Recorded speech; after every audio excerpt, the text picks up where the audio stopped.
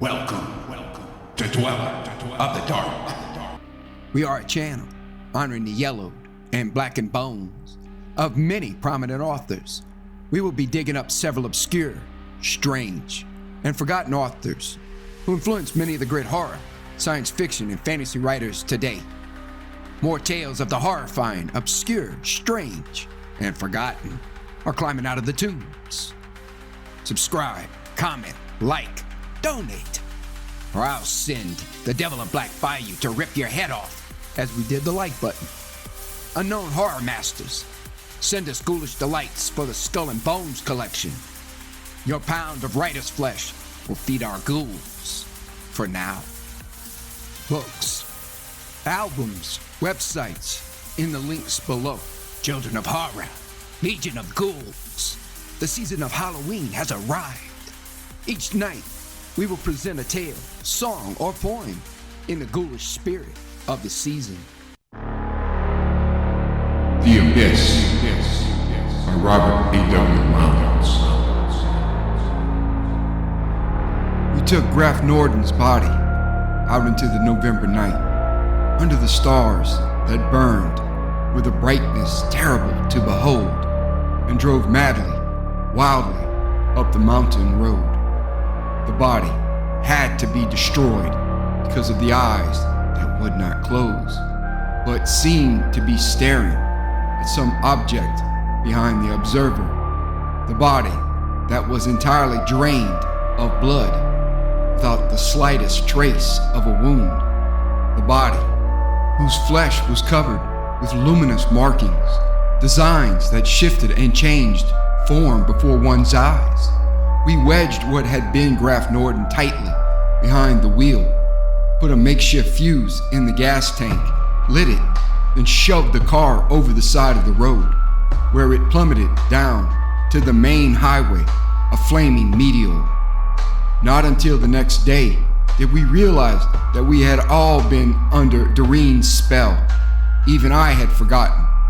How else could we have rushed out so eagerly? From that moment, when the lights came on again, and we saw the thing that had, a moment before, been Graf Norden, we were as shadowy, indistinct figures rushing through a dream. All was forgotten, save the unspoken commands upon us as we watched the blazing car strike the pavement below, observed its demolition, then tramped duly, each to his own home. When, the next day, partial memory returned to us and we sought Doreen, he was gone. And because we valued our freedom, we did not tell anyone what had happened, nor try to discover whence Doreen had vanished. We wanted only to forget. I think I might possibly have forgotten had I not looked into the Song of Ist again. With the others, there has been a growing tendency to treat it as illusion, but I cannot. It is one thing to read of books like the Necronomicon, Book of Ivan, or Song of Ist, but it is quite different when one's own experience confirms some of the things related therein. I found one such paragraph in the Song of Ist and have not read farther. The volume, along with Norden's other books, is still on my shelves. I have not burned it, but I do not think I shall read more. I met Graf Norden in 1903- at Darwich University in Dr. Held's class in medieval and early Renaissance history, which was more a study of obscure thought and occultism. Norden was greatly interested. He had done quite a bit of exploring into the occult. In particular, was he fascinated by the writings and records of a family of adepts named Durka, who traced their ancestry back to the pre-glacial days. They, the Durkas, had translated the Song of Ist from its legendary form into the three great languages of the Dawn cultures, then into the Greek, Latin, Arabic, and Middle English. I told Norden that I deplored the blind contempt in which the world holds the occult, but had never explored the subject very deeply. I was content to be a spectator, letting my imagination drift at will upon the many currents in this dark river. Skimming over the surface was enough for me. Seldom did I take occasional plunges into the deeps. As a poet and dreamer, I was careful not to lose myself in the blackness of the pools where I disported. One could always emerge to find a calm, blue sky and a world that thought nothing of these realities. With Norden, it was different. He was already beginning to have doubts. He told me it was not an easy road to travel. There were hideous dangers hidden all along the way, often so that the wayfarer was not aware of them until too late. Earthmen were not very far along the path of evolution, still very young. Their lack of knowledge as a race told heavily against such few of their number who sought to traverse unknown roads. He spoke of messengers from beyond and made references to obscure passages in the Necronomicon and Song of Yst. He spoke of alien beings, entities terribly unhuman, impossible of measurement by any human yardstick, or to be combated effectively by mankind. Doreen came into the picture at about this time. He walked into the classroom one day during the course of a lecture. Later, Dr. Held introduced him as a new member of the class, coming from abroad. It was something about Doreen that challenged my interest at once. I could not determine of what race or nationality he might be. He was very close to being beautiful, his every movement being of grace and rhythm, yet in no way could he be considered effeminate. That the majority of us avoided him troubled him not at all. For my part, he did not seem genuine, but with the others, it was probably his utter lack of emotion.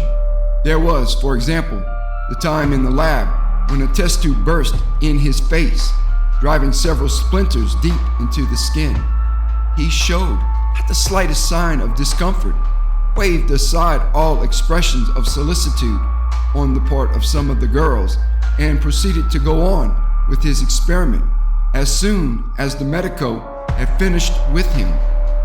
The final act started when we were dealing with suggestion and hypnotism one afternoon and were discussing the practical possibilities of the subject. Colby presented a most ingenious argument against it, ridiculed the association of experiments in thought transference or telepathy with suggestion, and arrived at a final conclusion that hypnotism, outside of mechanical means of induction, was impossible. It was at this point that Doreen spoke up. What he said, I cannot now recall, but it ended in a direct challenge for Doreen to prove his statements. Norden said nothing during the course of this debate. He appeared somewhat pale and was, I noticed, trying to flash a warning signal to Colby. There were 5 of us over at Norden's place that night. Granville, Chalmers, Colby, Norden, and myself. Norden was smoking endless cigarettes, gnawing his nails and muttering to himself. I suspected something irregular was up, but what? I had no idea. Then Doreen came in, and the conversation, such as it had been, ended. Colby repeated his challenge, saying he had brought along the others as witnesses to ensure against being tricked by stage devices. No mirrors, light, or any other mechanical means of inducing hypnosis would be permitted. It must be entirely a matter of wills. Doreen nodded, drew the shade, then turned, directing his gaze at Colby. We watched, expecting him to make motions with his hands and pronounce commands. He did neither. He fixed his eyes upon Colby, and the latter stiffened as if struck by lightning. Then, eyes staring blankly ahead of him, he rose slowly, standing on the narrow strip of black that ran diagonally down through the center of the rug. My mind ran back to the day I caught Norden in the act of destroying some papers and apparatus, the latter which had been constructed with such assistance as I had been able to give over a period of several months. His eyes were terrible, and I could see doubt in them. Not long after this event, Doreen had made his appearance. Could there have been a connection, I wondered?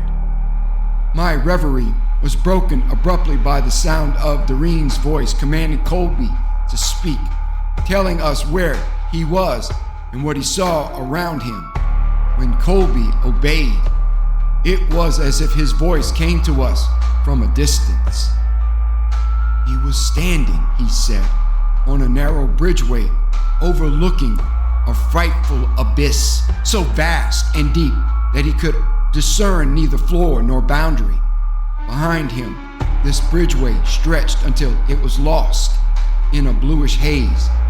Ahead, it ran toward what appeared to be a plateau. He hesitated to move because of the narrowness of the path, yet realized that he must make for the plateau before the very sight of the depths below him made him lose his balance. He felt strangely heavy, and speaking was an effort.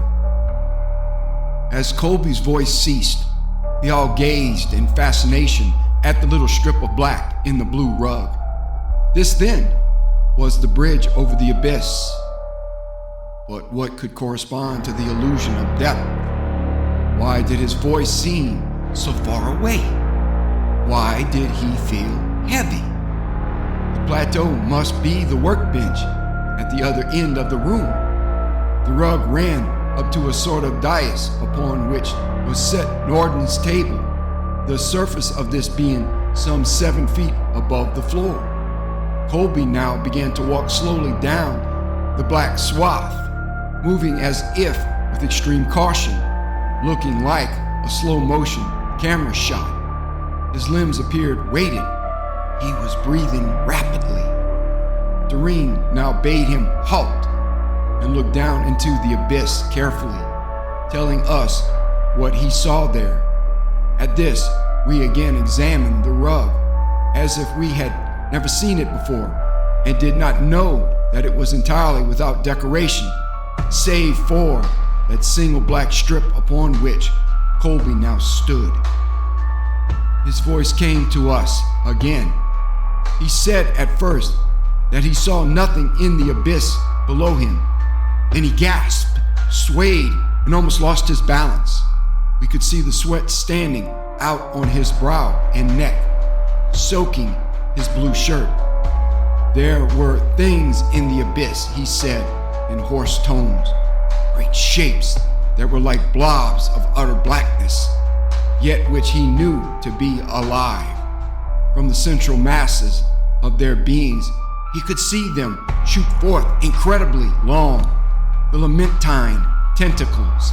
They moved themselves forward and backward, horizontally, but could not move vertically, it seemed. But the things were not all on the same plane. True, their movements were only horizontal in relation to their position, but some were parallel to him and some diagonal. Far away, he could see things perpendicular to him. There appeared now to be a great deal more of the things than he thought. The first ones he had seen were far below, unaware of his presence. But these sensed him and were trying to reach him. He was moving faster now, he said, but to us, he was still walking in slow motion. I glanced sidewise at Norden. He too was sweating profusely. He arose now and went over to Doreen, speaking in low tones so that none of us could hear. I knew that he was referring to Colby and that Doreen was refusing whatever it was Norden demanded. Then Doreen was forgotten momentarily as Colby's voice came to us again, quivering with fright. The things were reaching out for him. They rose and fell on all sides, some far away, some hideously close. None had found the exact plane upon which he could be captured. The darting tentacles had not touched him, but all of the beings now sensed his presence, he was sure. And he feared that perhaps they could alter their planes at will, though it appeared that they must do so blindly, seemingly like two-dimensional beings. The tentacles darting at him were threads of utter darkness. A terrible suspicion arose in me as I recalled some of the earlier conversations with Norden and remembered certain passages from the Song of Yst. I tried to rise, but my limbs were powerless. I could only sit helplessly and watch. Norden was still speaking with Doreen, and I saw that he was now very pale. He seemed to shrink away. Then he turned and went over to a cabinet, took out some object, and came to the strip of rug upon which Colby was standing. Norden nodded to Doreen, and now I saw what it was he held in his hand, a polyhedron of glassy appearance. There was in it, however, a glow that startled me. Desperately, I tried to remember the significance of it, for I knew, but my thoughts were being short-circuited. It seemed, and when Doreen's eyes rested upon me, the very room seemed to stagger. Again, Colby's voice came through, this time despairingly. He was afraid he would never reach the plateau. Actually, he was about 1.5 yards away from the end of the black strip and the dais upon which stood Norden's workbench. The things, said Colby, were close now. A mass of thread-like tentacles had just missed him. Now Norden's voice came to us, it too seemingly far away. He called my name. This was more, he said, than hypnotism. It was. But then his voice faded, and I felt the power of Doreen blanking out the sound of his words. Now and then, I would hear a sentence or a few disjointed words. But from this, I managed to get an inkling of what was going on. This was actually trans-dimensional journeying. We just imagined we saw Norden and Colby standing on the rug, or perhaps it was through Doreen's influence. The nameless dimension was the habitat of these shadow beings. The abyss and the bridge upon which the two stood were illusions created by Doreen. When that which Doreen had planned was complete, our minds would be probed, and our memories treated so that we recalled no more than Doreen wished us to remember. Norden had succeeded in forcing an agreement upon Doreen, one which he would have to keep. As a result, if the two could reach the plateau before the shadow beings touched them, all would be well. If not, Norden did not specify, but indicated that they were being hunted as men hunt game. The polyhedron contained an element repulsive to the things. He was but a little behind Colby. We could see him aiming with the polyhedron. Colby spoke again, telling us that Norden had materialized behind him and had brought some sort of weapon with which the thing could be held off. Then Norden called my name, asking me to take care of his belongings if he did not return, telling me to look up the ad umbrale in the Song of Yst. Slowly, he and Colby made their way toward the dais and the table. Colby was but a few steps ahead of Norden. Now he climbed upon the dais and, with the others' help, made his way onto the bench. He tried to assist Norden, but as the latter mounted the dais, he stiffened suddenly, and the polyhedron fell from his hands. Frantically, he tried to draw himself up, but he was being forced backward, and I knew that he had lost. there came to us a single cry of anguish. Then the lights in the room faded and went out. Whatever spell had been upon us now was removed. We rushed about like madmen, trying to find Norden, Colby, and the light switch. Then suddenly, the lights were on again, and we saw Colby sitting dazedly on the bench, while Norden lay on the floor. Chalmers bent over the body in an effort to resuscitate him. But when he saw that the condition of Norden's remains, he became so hysterical that we had to knock him cold in order to quiet him. Colby followed us mechanically, apparently unaware of what was happening. We took Graf Norden's body out into the November night and destroyed it by fire, telling Colby later that he had apparently suffered a heart attack while driving up the mountain road. The car had gone over and his body was incinerated in the Holocaust. Later, Chalmers, Granville, and I met in an effort to rationalize what we had seen and heard. Chalmers had been all right after he came around, had helped us with our grisly errand up the mountain road.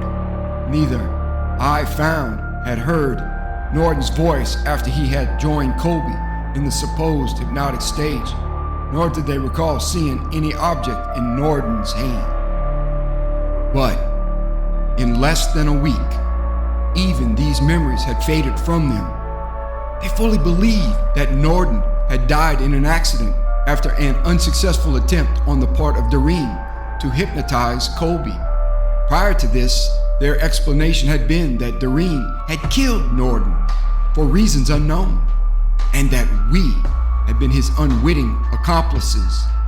The hypnotic experiment had been a blind to gather us all together and provide a means of disposing of the body. That Doreen had been able to hypnotize us, they did not doubt then. It would have been no use to tell them what I learned a few days later, what I learned from Norden's notes, which explained Doreen's arrival, or to quote sections from the Song of East, put into comprehensible English to them. And these being none other than the Adambrali, living shadows, beings of incredible power and malignancy, which dwell without the veils of space and time, such as we know it. Their sport it is to import into their realm the inhabitants of other dimensions, upon whom they practice horrid pranks and manifold illusions. But more dreadful than these are the seekers, which they send out into other worlds and dimensions, being which they themselves have created and guised in the form of those who dwell within whatever dimension, or upon whichever worlds where these seekers be sent. These seekers can be detected only by the adept, to whose trained eyes their too perfectness of form and movement, their strangeness and aura of alienage and power is a sure sign. The sage Jacques tells of one of these seekers who deluded 7 priests of Nyargathotep into challenging it to a duel of the hypnotic arts. He further tells how 2 of these were trapped and delivered to the Adambrali, their bodies being returned when the Shadow Thing had done with them. Most curious of all was the condition of the corpses, being entirely drained of all fluid, yet showing no trace of a wound, even the most slight.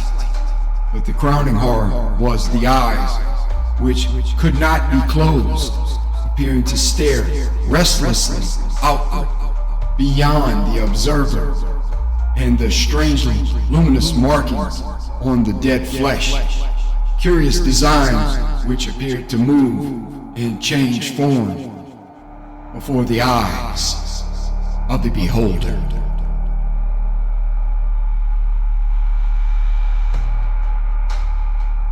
Thank you for listening. Have a great night.